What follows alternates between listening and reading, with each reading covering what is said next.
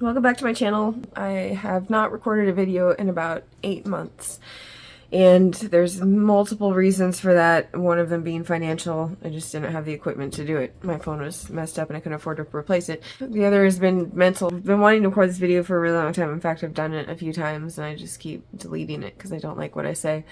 But also, just if anyone is seeing my books behind me, there's some occult books here, but the top, this is all my religious books, so starts pre-Christian and goes all the way up through, like, New Age type stuff, so I'm not some crazy Satanist, if you're questioning that. Anyway, so I've been recording videos about avoidant personality disorder for a while, and, for the last 8 months, I've really been trying to work on this problem in my life, from a different angle than I'd seen, really.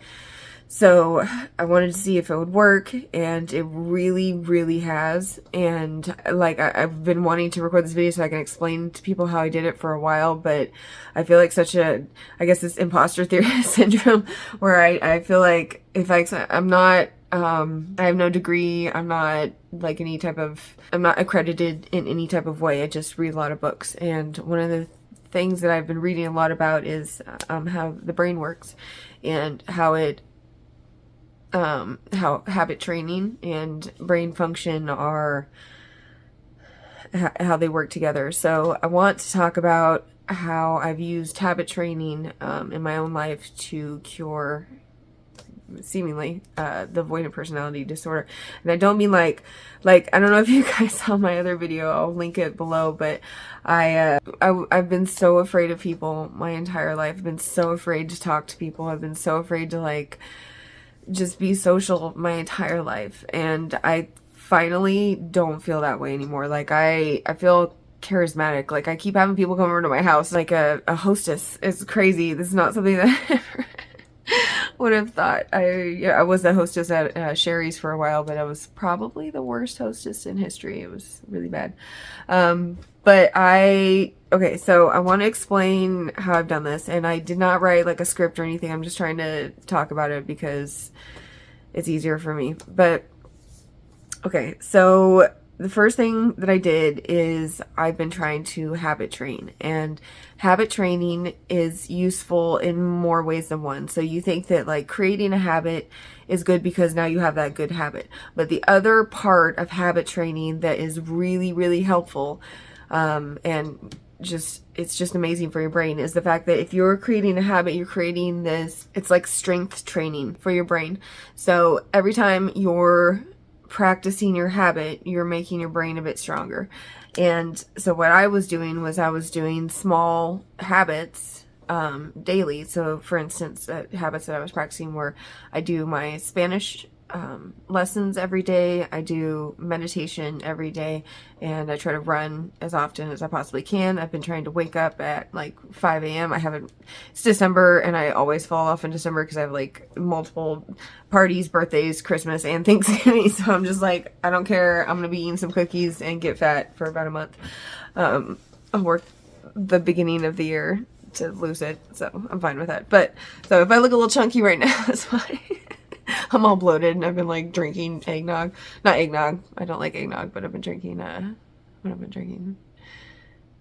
margaritas. Anyway, so I've been doing these habit training exercises, and I've been also, along with that, just having good habits. Like if you're practicing bad habits, they're not going to be beneficial to you, but the good habits that I've been practicing have added benefits. Like meditation is great for just mindfulness and being able to center yourself, and I find that if I don't meditate, I just don't feel right. I just don't feel like I've completed my day properly. And I have to do my Spanish every day. I'm not great at it because I need to actual practice conversations rather than just reading, but anyway, the point is, when you're practicing these little habits every day, and say it's only like 5 minutes, it's like when you go to the gym and you pick up those 2-pound weights and you're like, you know, you build that muscle and then you move up to the 5-pound and then you move up to the 7.5 and then the 10 or whatever. Each time you do that, you're building a little bit of muscle. And if you are habit training and you're doing tiny habits, you're building brain power. And the stronger your brain is, the more you can control your brain function. And the more you can control the functioning of your brain, the more you can control your thoughts. So if you can control your thoughts, especially if you're an avoidant person, and you can start also, this is another habit I've been trying to do, is you can start also trying to practice redirecting your thoughts. You can create a habit of proper thinking. So because so you think about, like, if you have avoidant personality disorder, it's somewhat of a delusion, because you know that if you leave the house and what's going on in your head is everybody's thinking about me and everybody's judging me and people hate me, and when I talk to someone they probably think I'm weird, and you know, like, you have all these crazy thoughts, but they're not true. Most people aren't thinking about you. Most people aren't judging you. Most people are caught up in their own stuff. They genuinely aren't thinking about you. So you have to redirect those thoughts to something else, and that's another habit that you can practice. Tiny, even, like, you don't have to do it all the time. You start with, like, a small, like, success. Like, every day you wake up and instead of having negative thoughts, you try to have positive thoughts. That's why I like to meditate in the morning and get my brain right. I start having good thoughts, and then I can follow that track. And it doesn't always work. I'm a female. I do get moody, and so but you know what, this has been helping with that as well. Like, I'm used to get a lot more moody, and so now I've been able to recognize, like, the dates when that's going to happen, if you know what I mean.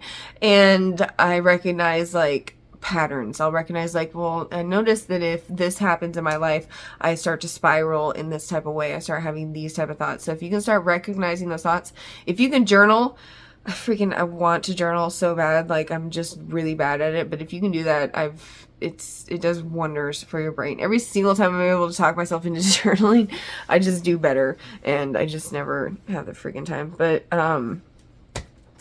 yeah, so that habit training is great, because eventually you will build up enough brain power and enough habitual good thoughts that you start to be able to turn on a dime. Instead of having, like, a negative spiral, you'll talk yourself into being happier. And with me, once you can have that type of brain power, that type of functioning, where you can just do that one thing, where you can take a negative thought and be like, we're going to do this other thing. We're going to think this other way. We're going to not dwell on things that are delusions, things that aren't verifiably true. Like, you can't say, this person's thinking this about me. You can't verify that. You have no idea. Maybe that person's having a horrible day, and they gave you the side eye because you walked within their field of vision and they were already being angry. You know, you don't know. If you can't verify it, it's not there. You know, be aware of your surroundings for sure, but don't overthink it. Don't sit here and think that everybody's thinking about you. You have to think, everybody's thinking about me, but I can't verify that. So let's assume that that's probably not true, and move forward from there. And literally 100% of the time, you're going to find out that you're right, that not everybody's thinking about you, unless you've done something really embarrassing, maybe. But then you have to think to yourself, you know, because if you do something embarrassing, say you fall down in the store, and you're thinking about how, you know, for whatever reason, maybe you stumbled over a hole in the floor, you don't know, but say you fall down in front of a bunch of people, and a bunch of people see you and they laugh. Okay, so I'm trying to think of something that would embarrass me all day. That would embarrass me all day in the past. Like, I would be like, oh my god, I embarrassed myself. Like, all these people are thinking about how stupid I am and how clumsy I am, how I don't pay attention, you know, these type of negative thoughts over something so stupid. And you're thinking to yourself this delusion that all these people are thinking about you for the rest of their day, but they're not. They saw it. It was funny. Maybe they told a friend later on, oh my god, I saw this girl fall down the store this morning. Hilarious. And then they don't think about it ever again for the rest of their life. They don't give up. They don't care. You know? So try not to dwell on things that are not verifiable. And so when you can build the habit of having a good brain function, and when you recognize those type of thoughts, if you can strengthen your brain in a way that allows you to redirect those thoughts to something more useful, instead of thinking, oh my god, I'm so embarrassed, be like, oh my god, the funniest thing happened to me at the store today. I fell down in front of all these people. That's an anecdote. You can like go tell people about that and it'll be hilarious. And so, okay, so there's that. That's the whole habit training part of it. Now, the other thing that has really helped me this year, and I think I mentioned this in a different video, but it's been a while since I try not to watch my own videos because it's really weird, but maybe I should so I can take notes on what I've already said. But one of the other things that really struck me last year was I had a friend who had asked me a long time ago, do I consider her a lady or a ladylike? And I was like, I kind of didn't know what that meant. And so I had looked up the definition of a lady or a gentleman. And what it said was a lady or a gentleman is a person who at least tries to make every person around them feel as comfortable as possible. So for instance, if you invite someone over to your house, you offer them a drink, a place to sit, you take their coat, that type of thing. That's what a lady or a gentleman would do. And so I thought about this in social situations, and I thought, if I'm being awkward and weird, I'm probably making other people feel awkward and weird, and that's not ladylike. And I don't want to be that type of person. I don't want to be an unladylike person that people don't want to invite over. And so I started trying to change that about myself. I tried to make people feel more comfortable with me and try to recognize that it's not, if people are weird with me, a lot of times it's because of me. So I've been trying to change that as well. I've also just been trying to be more grateful. So I tell myself, I've been, like I said, I've been falling off this last like month, but when I do my meditation, I would try to remind myself of all the things that I'm thankful for, or at least some of the things that I'm thankful for. And that beginning your day with gratitude, it's an amazing way to give yourself like a boost in the morning. It's like a serotonin boost. I try to begin my day with humility. And this is, read a bit about Stoicism last year, and one of the things that I had read was, I think it's Antoninus Pius had said that, I believe he was one of the emperors of Rome. I might be getting this wrong, but he was like the adopted grandfather of Marcus Aurelius. I might be getting these figures wrong, but there was a Roman emperor, and he was Stoic, and he believed that even a Roman emperor should start every day on his face, with his face on the ground. And so what I tried to do is I tried to meditate, and then I would remind myself what I'm grateful for, and then bow my head to the floor. And it's humility, gratitude, and awareness, mindfulness, and stillness. Being able to, in this crazy world, being able to center yourself, to become still. So there are different theories. That there's like string theory, which is that everything is on a vibration. Basically everything is a vibration held. Each thing is a vibration held. That's not the right way to say that, but there's a vibration to life. Everything is always moving. Even like this table is full of atoms that are constantly vibrating at some subatomic level. And so when you practice meditation, one of the things that you're practicing is stillness. Is, okay, everything is going crazy in my life. Then you just stop for a few minutes and practice stillness. You practice not thinking. You're most likely not going to get there. It's very hard. But you practice, at least in my experience, maybe you're much better at it than me, but you practice having no thought. You practice disengaging. This is my time. It's just me with myself and the void, quietly contemplating or trying not to contemplate. I like to listen to guided meditations, but I think I should probably get away from that soon, because I feel like I'm using it as a crutch and I need to do it in silence. But being able to practice stillness, being able to remind yourself what you're grateful for, and being able to practice humility before you start your day, and physical exercise, working out in the morning, is one of the greatest things you can do for your own confidence, and at whatever rate you're physically capable to do. If you can get up and you could sweat in the morning, you're doing better than like 90% of Americans. So you have something to be proud of. Those are 4 things that you did in the morning. You can start your day happy. you know, happy and proud of yourself and willing to tackle the day.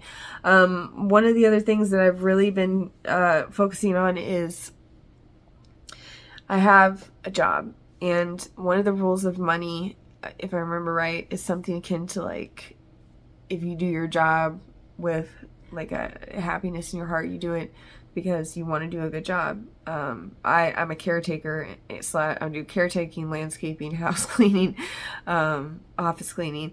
And so when I do my job, I do it with joy in my heart. I do it because I have this elderly lady who I adore, and I want her to be happy, and I want her to end her days. You know, so she's 82 and has all sorts of problems, and so I want her to feel as comfortable as possible in her own home, happy. She has a garden she can go out into, and I take care of the roses. I connect with the plants. I am in the sunshine, and I try to connect with the living things around me. This is a wonderful woman with 82 years of knowledge, and she's happy that I'm there, and I'm happy to do this for her, and I'm happy to take care of her house, and I'm happy to take care of her garden. I go clean a warehouse, and it's my second job. I go clean this warehouse and the offices, and I'm cleaning toilets and stuff like that, but I'm getting paid very well to do it, and I don't have to work with other people. I get to work by myself. That's the thing that I can do it whenever I have to do it twice a week between certain times, but I get to decide those times, and I get to work all by myself, and I'm listening to music, and I'm dancing, and I'm singing, and I'm cleaning toilets, but you know what? I'm happy, and I'm getting paid very well to do it, and you know, if you can find joy in the work that you're doing, you can start your day with happiness and joy in your heart and gratitude and humility, and you can see people around you, you'll see their spark in their soul, and you can smile at them, and you can recognize that they're not something completely separate from you, that you've all originated from the same original spark. If you can recognize that in people, and you can practice that with genuinely practice it, then you're going to be able to connect with people on a much deeper level. And those things are things that I've been practicing for the last 8 months. And honestly, you guys, people have been so kind to me, and they've been it makes me want to cry. Oh my god. I've had people come over to my house, and it's like they're so happy to be there. I've been kind to them, and they're happy to reciprocate, and it's so touching. It's so great. I've never been able to do that my whole life. I've never been able to connect with people, but this last year I have been, and it's been amazing. I want you guys to feel that too. If this is a problem that you've been dealing with, it's a problem I dealt with since I was 5 years old, and I could not find a way out, but I think I have, and I've been really wanting to share it with you guys, and I keep seeing your comments that people have been posting, and I'm so grateful. And I really wanted to share this with you earlier, but I just didn't know how to word it, and I didn't want to lie, and I didn't want to be wrong and lead you down an awful path where where it doesn't work for you and you're disappointed. But I'm telling you, this has worked for me, and I've made connections with people, I've made friends, and for the first time in my life, I feel like people actually care about me, and I genuinely care about them, so let me know if you guys have tried any of these things, or if you do and it works for you. Please let me know. But again, I just want to reiterate what I've been doing. Sorry, I also have a cold, so I'm I got an extra couple of hours off this morning because of my babysitter is having problems. So that's why I was able to record this video. I'm very excited about it. So I just want to hear you guys' thoughts. And I'm really sorry it's taking me so long to record this video. I just have been so... I just didn't know how to word it. I didn't know how to convey it to other people and have it make sense. But this is what I do. I wake up early. I meditate. I say what I'm grateful for. I practice humility in my own way. I put my forehead on the ground. That's what I do. Even a Roman emperor starts with his face on the ground. It's the lowest you can get, Who are you? You're human. That's who you are. Just like the rest of us. Nothing else matters. In that moment, you're just human. You have things to be grateful for, and you have practiced self-awareness and being still and taking a moment for yourself. And then I go do a physical workout to increase the serotonin in my brain, or at least the happiness chemicals in my brain. I can't remember which one. And yeah, then I try to be kind, and I try to smile, and I try to recognize the divinity in other people. So yeah, let me know in the comments what you guys think, and thanks for watching. Sorry it took me so long to record this video. I hope that some of this advice works for you. I hope that I just want people to get over this horrible, awful feeling of feeling like everyone's judging you all the time. It's so overwhelming, and I feel like such a breath of fresh air has happened in my life since I've been trying to do these things, and good luck.